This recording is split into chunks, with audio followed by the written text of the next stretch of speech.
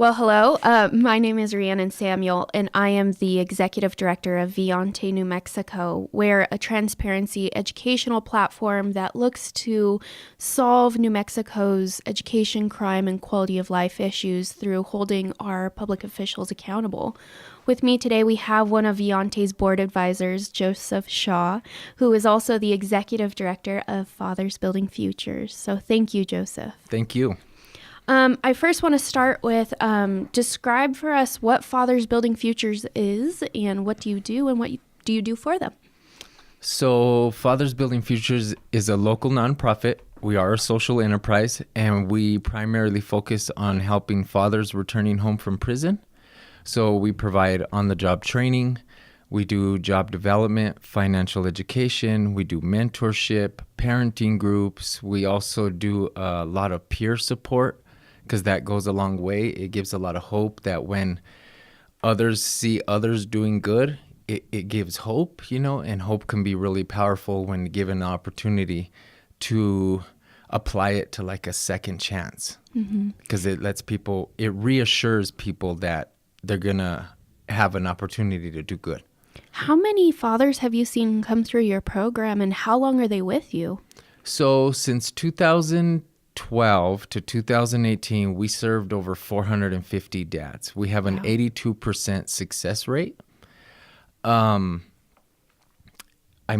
isn't for everybody, so we can't act like it is. We have our successes, we have our failures. We don't screen anyone out, though, for any particular reason. We really stick to our model of, if you want to be here, it's a volunteer program. It's not court mandated. It's not ordered by probation and parole. So any of the gentlemen that actually walk through the door are really there because they want to be there. So we take that and we give it the best shot we get. So how do you define success for the program for a father? Sustainability. So our mission is to ensure parents and families experiencing barriers from incarceration have the opportunity to experience stability financially, emotionally, and socially. That's incredible. So that's the stability. If they can reintegrate back into New Mexico's workforce and into the lives of their families, and then they can also have a sense of security by having a sustainable living wage or opportunity to grow within some sort of employer opportunity, then that gives them hope that they're going to be on the right path. So you seem very passionate about this work. What brought you to do it? So I started as a client.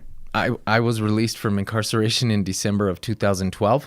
I was looking at 8.5 years in prison. I was a heroin addict. I used to do meth. So while I was incarcerated waiting to be sentenced, either I was going to get out on a second chance or I was going to go do my 8.5 years. So some people came in. At the time, Fathers Building Futures was under our parenting agency, PB&J Family Services. We have completely separated from them. But that's how it started. The caseworkers came into the pod and they were like, does anybody want to join these parenting groups? And I was like, yeah, why not? So I did the parenting groups and they said, well, if you get a chance to get released, we have an incubator program. It gives you the opportunity to start. It was minimum wage. It was 20 hours a week. It's not really enough to live off of, but it's a stepping stone to get you headed in the right path. So I did it. When I was lucky. My judge gave me a second chance. So I went to the incubator and, I took advantage of every opportunity there was. Fathers Building Futures has tried a lot of different vocational opportunities to try to give the clients and the population that we serve the best opportunity to reintegrate into New Mexico's workforce. So they tried distribution, furniture upholstery. We still have a custom wood shop. We did auto detailing, mobile power washing. We did freight and delivery in partnership with Roadrunner Food Bank, where our dads were able to go through a fast track CDL program It's a 6-week class, and at the end of it, they got a CDL, and Roadrunner was like, okay, well, a CDL is good, but nobody will hire you without 2 years of experience, so send your guys to us. We'll let them drive our trucks, our routes.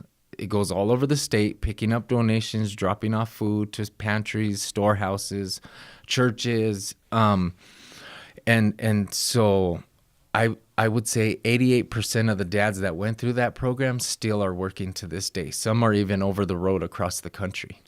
How is that different than what was being done before?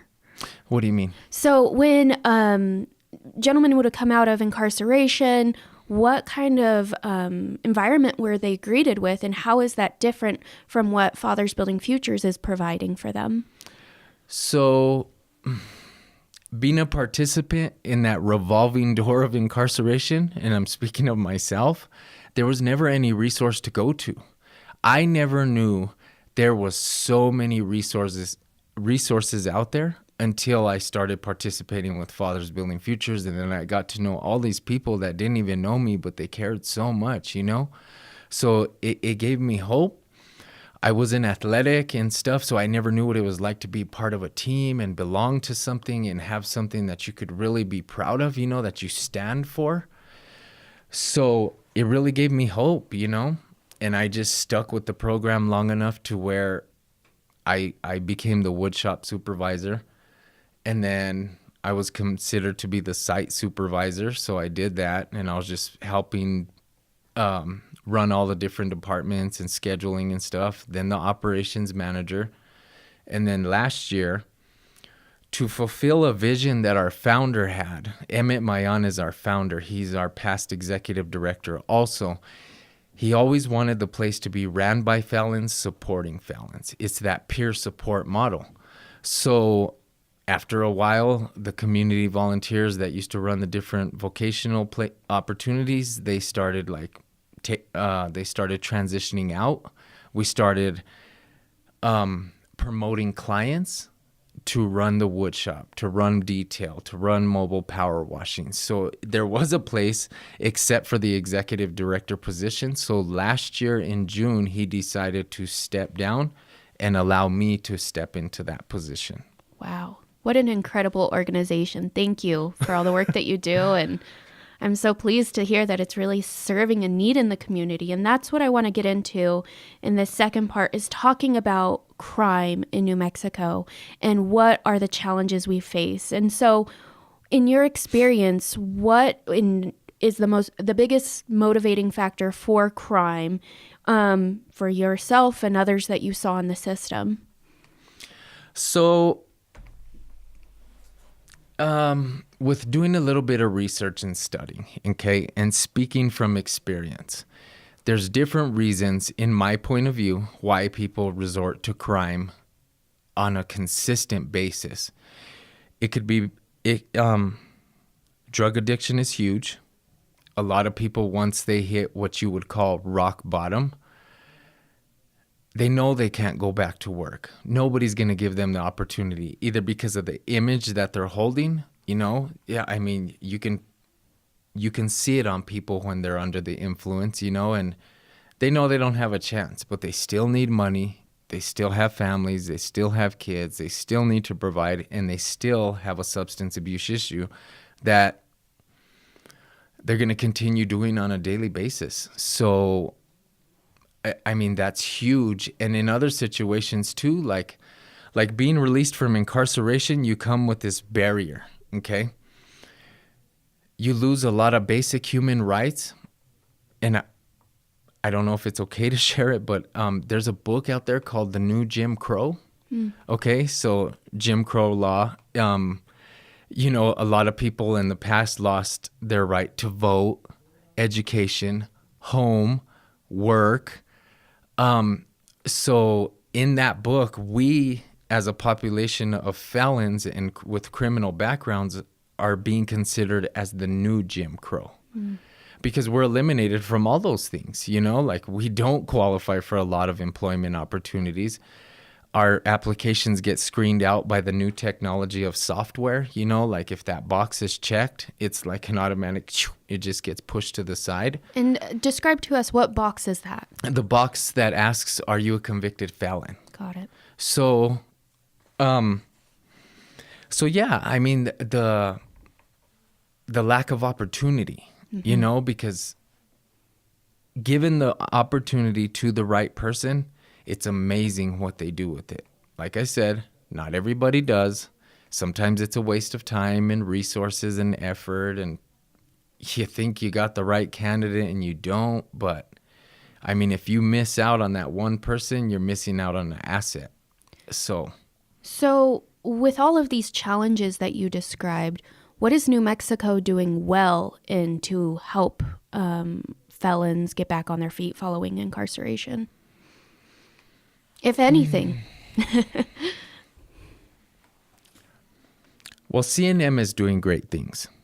Local community college, they have started a reentry program with a lot of vocational opportunities that people with a criminal background do qualify for, and they're short-term certificates. So, I mean, I see that as a huge plus. I mean, we're doing everything we can. To be honest with you, Rhiannon, there is not a lot of resources for fathers coming out of prison. There is not. That is why Fathers Building Futures was created, because PB&J had been serving incarcerated families, specifically moms and children, because they're an early childhood development program. But the social workers found themselves in a bind every time, because they're providing all these services to mom and kids, and then dad comes home and there's nothing for him. Like, there's nowhere to go. There's nothing to do. He has nowhere to turn. So history repeats itself, and dad ends up going back to prison because he wants to be a provider. He wants to step out of that stereotype of like, you shouldn't have your children on welfare and you should be providing and they should have stability. And it's like, okay, but if you won't give me a job, how can I do that? So they end up where they didn't want to go back to, sometimes by no choice. And I mean, we all have a choice. Don't get me wrong. I can't say that's even an excuse, but sometimes it happens. Yeah. Well, the options are limited. And so it becomes more and more difficult to try and put yourself on the straight and narrow, as they say. So that's understandable. So where would New Mexico lawmakers need to focus on in order to address these voids and to improve our crime in our society? Well, I mean, it is taking steps forward. I mean, expungement got signed into law, so that's huge. I have ran across and I know people personally that have made a mistake in their past. 18 years old, 19 years old. They're in their 40s now, and they're going back to school. They haven't had any other convictions or anything in between 19 and 40 years old. And they go back to school. They're in the medical field. They want to do something positive, and they can't get licensed because of a felony they had when they were 19. So there should be I totally agree that there should be a statute of limitations on that, because it's like parenting. If your child makes a mistake at 5 years old, you don't hold it against them until they're 25. You know what I mean? It's not good structure. So learning that process, like, don't hold the mistakes your children make against them to where it affects them in their future. I mean, the same rule can be applied to people that have made mistakes in their past also. And if they prove and show that they really have done everything that has been asked, required, or needed to be in a better place, how come they don't get the opportunity to kind of make that mistake go away, Ban the box was passed. It was signed into bill, so that's huge. That's that box we were talking about that's on the applications. It was already in the public sector, state, city, and county jobs, which our population doesn't really qualify for anyway, because they have their own internal policies and stuff, like 7 years from your sentence, 8 years, whatever their background check is that qualifies or eliminates them from a felon applying for certain positions.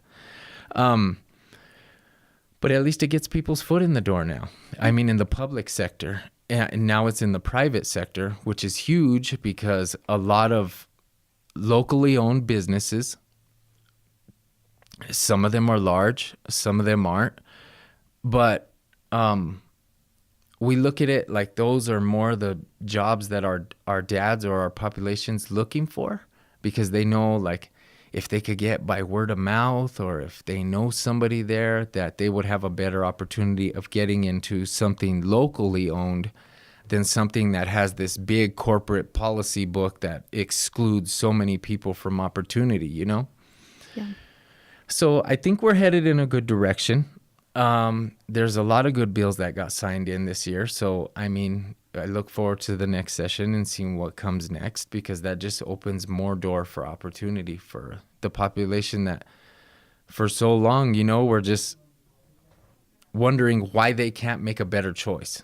Why do you keep going back to prison? You know, like, how come why can't you stop doing drugs?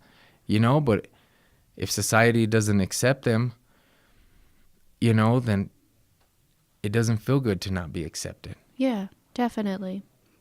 So, what is your favorite success story from Fathers Building Futures and somebody that was able to overcome all of these barriers?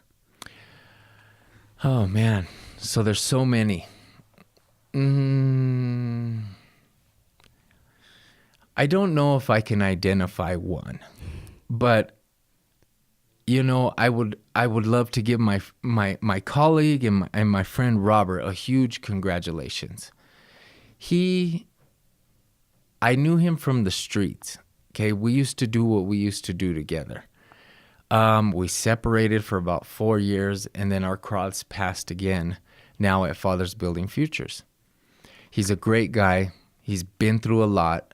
He's a single dad of 4 kids, you know, 2 teenagers and then 2 younger ones. That's a lot on his plate. It is. And he does it, man. Like, he keeps his head above water all the time. He has a positive attitude all the time. He I don't know how he navigates the different lives, you know, because it's not just his. He's doing for this one, this one, this one, and this one, you know, and he was able to get the opportunity to apply for housing through Habitat for Humanity. Yeah. And even though he's a convicted felon and stuff like that, they gave him an opportunity. So Jennifer Reardon, who's been a huge supporter of Fathers Building Futures for a long time, I mean, she's a beautiful person. She's a person that always made me feel safe, because our founder, Emmett, used to throw me into a lot of, like, conventions and lunches and stuff where I didn't feel like I belonged. You know, I kind of felt like Jack on the Titanic. And you know how she brings him in and she gets him a suit and she takes care of him. I forget her name on the movie. Oh, Rose, right? No, the other lady. Oh, Okay. I can tell you. If you see it, you'll know what I'm talking about when you see it. But anyway, she's like, you can't come to dinner looking like that, you know? And I think her name was Miss Molly or something like that. But she got him a suit, and even though he didn't belong, you know, like, she made him feel safe. She made him feel welcome, and he didn't have to be outside of who he really was. Yeah. And Jennifer was supportive to me like that. So, and it's amazing because, like, I feel like she's still watching over us and the program and everything, because, like, Robert received the house that's being dedicated to her. Oh, so wow. It's the Wells Fargo Jennifer Reardon house. And it was by coincidence. It wasn't intentional at all. And that was, like, amazing, you know, because, like, it was like a gift from up above to one of our dads again that's really deserves success, because he's doing everything right. So Yeah. Wow, what an incredible story. Yes, Jennifer was an incredible influence on this community, and all those who had even a small opportunity to have her in their lives, their lives are better for it. So yes. she's still very, very missed. With the continued growth and success of your Fathers Building Futures programs, do you feel like the lawmakers see the benefits to your programs, and are they helping your work at all, or is there more they could be doing?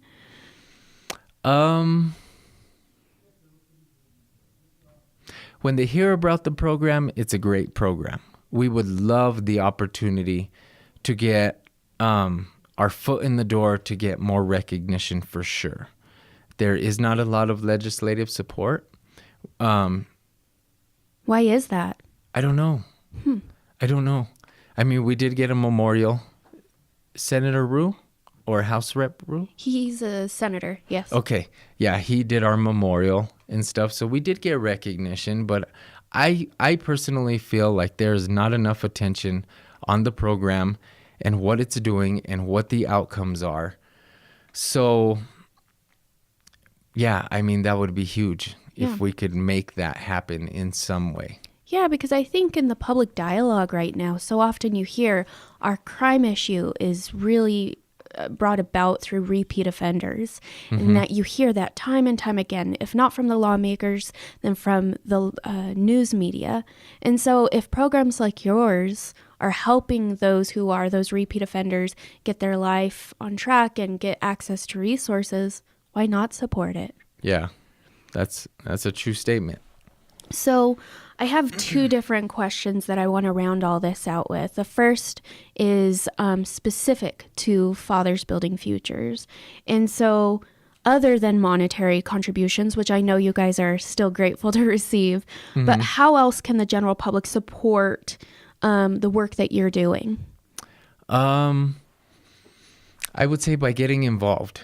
I mean, bringing recognition to the program and what it stands for, what the outcomes are. I mean, contributions are always a plus, but it's not the only thing we need.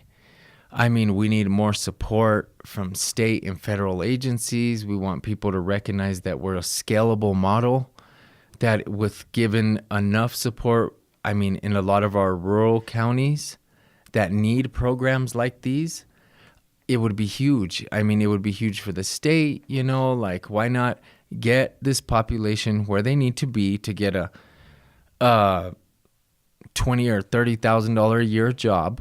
They're not looking to get rich and make $100,000 a year, but they just want to be sustainable to be able to provide and have opportunity and then move to the next opportunity without having to struggle or, that just... It's a basic want, it's not too much to ask. Or we can keep doing what we've been doing, not noticing the problem, and keep one individual incarcerated for $45,000 a year that they're in there. It's huge. It costs taxpayers billions and billions of dollars throughout the United States to keep people incarcerated. We incarcerate more people in the United States than anywhere else in the world. And there's countries like Russia and China that are huge, way bigger than we are. We carry almost 1/4 of the world's incarcerated population. Wow. 47% are African American. It's mostly men of color, men and women of color. A multi-billion-dollar industry, and it has I think it's a 80% failure rate. So it's funny, if you look at it in that perspective, why would people put so much money into something that's failing? Yeah, not working. Because it seems like it's a sinking ship. It seems like it's really needed, but how come it's not looked at in a different perspective, Precisely. Mm-hmm. Final thoughts, final question. What do you wish the average person knew about crime that just isn't being talked about?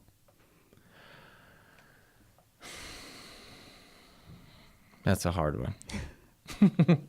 I throw you a little bit of a curveball there at the end. I'm sorry. You did. It's okay. Crime is going to happen. I mean, you can't stop it. It's going to happen. It's been the way of the world since who knows when, The hardest thing in life is always to do the right thing and have integrity. Do the right thing when nobody's looking. As human beings, we have temptation. We make poor choices and wrong decisions, but if we can look past how much it hurts us as individuals and our community and be more reactive to it, like, why is this happening? What's going on?